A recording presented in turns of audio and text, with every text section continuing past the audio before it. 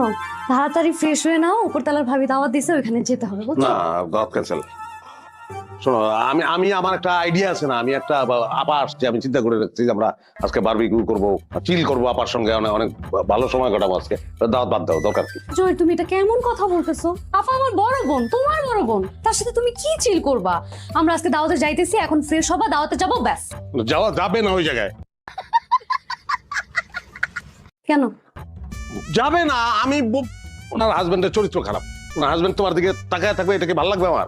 আর তুমি এটা কেমন কথা বলতেছো? তুমি তো আমার সাথে আছো, সমস্যা কি তাহলে? আরে যাদের চরিত্র খারাপ, আমি সাথে থাকলে কি না থাকলে কি, ও তোমার দিকে তাকায় থাকবে, বিচ্ছিরি ভাবে তাকায় থাকবে। আর চরিত্র দারোয়ানের বউরে পর্যন্ত ছাড়ে না, আগের দারোয়ান যে চলে গেছে এর কারণেই চলে গেছে।